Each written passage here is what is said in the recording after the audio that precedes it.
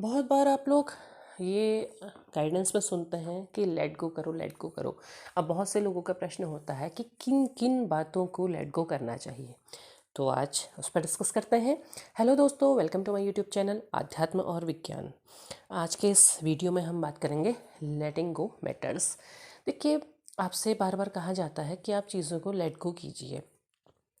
होता क्या है कि जब आपका सेपरेशन का फेज़ शुरू होता है तो शुरू में तो आप बहुत तकलीफ़ में होते हैं।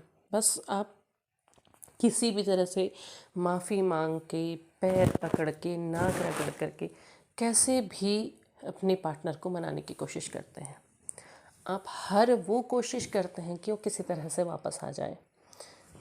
आते भी हैं लेकिन फिर वापस चले जाते हैं। ऑन एंड ऑफ सिचुएशन वो आपके लिए बना देते हैं। हर छोटी बात पर वो आपसे नाराज़ होकर के बैठ जाते हैं। आपकी गलती हो या ना हो, लेकिन ये ज़रूर जता देते हैं कि गलती आपकी है। तो ऐसे में आप बार बार परेशान होते हैं, हर बार कोशिश करते हैं और हर बार तकलीफ़ में जाते हैं। उन्हें आपके दर्द, आपकी तकलीफ़, आपके आंसू कुछ भी नज़र नहीं आते हैं और आप कोशिश करते रहते हैं, बहुत लंबे समय तक कोशिश करते हैं। आप हार नहीं मानते हैं, लेकिन आपकी कोशिशें नाकाम हो जाती है। अब ऐसे में क्या होता है कि आप बार बार जब तकलीफ़ में जा रहे हैं, आप रो रहे हैं, आप खुद को तकलीफ़ पहुंचाने की कोशिश कर रहे हैं, तो ऐसे में आपके अंदर एक ब्लेमिंग एनर्जी आती है। आप ब्लेम भी करने लगते हैं कि इन्होंने मेरे साथ ऐसा क्यों किया, अगर मेरे साथ नहीं रहना था तो ये मेरी तरफ आए ही क्यों, क्यों मेरी लाइफ बर्बाद करी, क्यों मेरे साथ इस तरह की चीज़ें करी। मैं अपने लाइफ में जिस भी कंडीशन में थी या था, खुश थी, लेकिन अब आप यहाँ पर ब्लेम करते हैं। अब ये जो दौर होता है, ये भी लंबा दौर होता है। कैसे होता है कि आपका जब सेपरेशन का फेज़ शुरू हो गया है या फिर ऑन एंड ऑफ सिचुएशन बनी हुई है, तो ऐसे में आप चीज़ों को ब्लेम करने लगते हैं और आप जब तक ब्लेम करते रहते हैं तब तक आप उस सिचुएशन से बाहर नहीं निकल पाते हैं। और कई बार होता है कि आप अपने सेपरेशन के फेज़ में हैं, dark soul of night phase में हैं, आप बहुत ज़्यादा परेशान हैं, तो ऐसे में आप बहुत सी बातें याद करते हैं।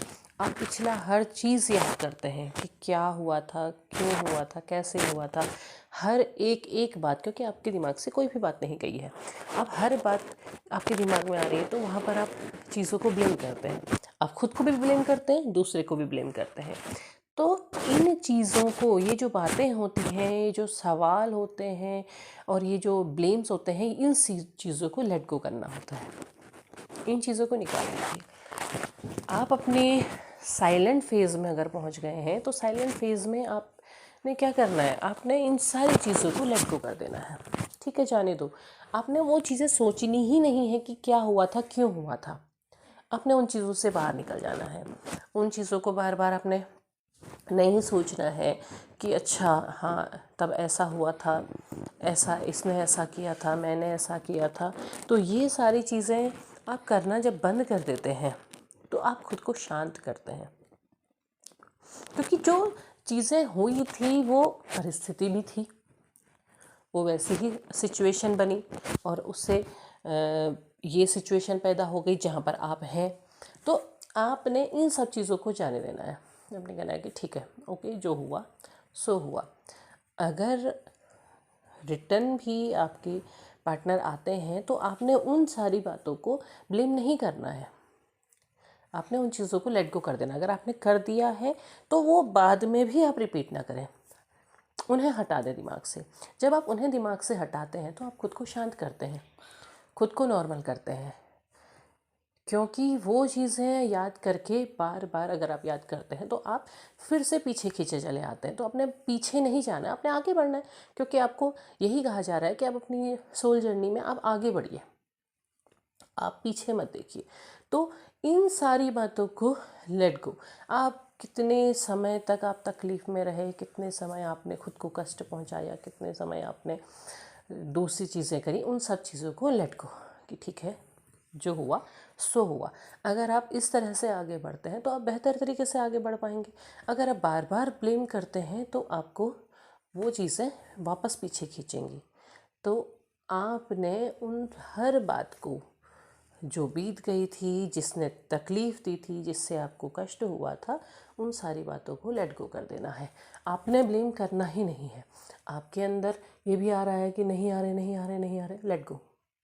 ठीक है, नहीं आ रहे, ठीक है, क्योंकि यहाँ पर इससे क्या होगा, इससे आपके अंदर सरेंडर की भावना आएगी। आप सरेंडर करेंगे, ठीक है, आएंगे तो ईश्वर की मर्जी है, आप वहाँ पर छोड़ देंगे। वहाँ पर छोड़ देंगे तो तब आपकी चीज़ें बदलनी शुरू होती हैं। आप बहुत बार आप गाइडेंस देखते हैं ना, कि आपको आप रीडिंग्स देखते हैं, क्योंकि होता है, तकलीफ़ होती है, तो आप बार बार ढूंढने की कोशिश करते हैं कि आखिर कैसे। अब आपको मिल रहा है कि हाँ आने वाले हैं, आने वाले हैं, आने वाले।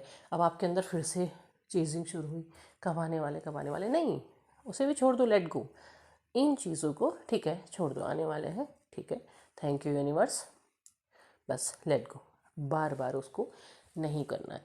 इससे आपके अंदर की कई चीज़ें चेंज होती हैं। चेजिंग एनर्जी ख़त्म होती है, ब्लेमिंग ख़त्म होती है, आपके अंदर जो क्रेविंग है वो ख़त्म होगी। वो सारी चीज़ें जब आप लेट गो करते हैं तो भी अपने आप यूनिवर्स काम करेगा, क्योंकि आपने उन तक अपनी बात पहुंचा दी है। अब उन्हें काम करने दीजिए। वो जब काम करेंगे तो वो जो काम करेंगे कोई कर ही नहीं सकता है। सारी कमान तो उन्हीं के हाथ में है ना, सारी कमान ईश्वर के हाथ में है, तो ईश्वर को अपना काम करने दीजिए। आप चीज़ें छोड़ दीजिए। आप ईश्वर से कहिए कि ईश्वर को पता है कि आप कहाँ आप गलत थे, कहाँ आप सही हैं। हर बात आप उनके पास रख दीजिए, वो अपने आप फैसला करेंगे, और वो जो लेकर के आएंगे वो सबसे बेहतर होगा, सबसे अच्छा होगा, ऐसा होगा जिसकी आपने कल्पना भी नहीं की होगी। तो उम्मीद है आपको वीडियो पसंद आया होगा। पसंद आया हो लाइक शेयर सब्सक्राइब करें, कमेंट बॉक्स में अपने विचार ज़रूर साझा करें। तब तक के लिए धन्यवाद।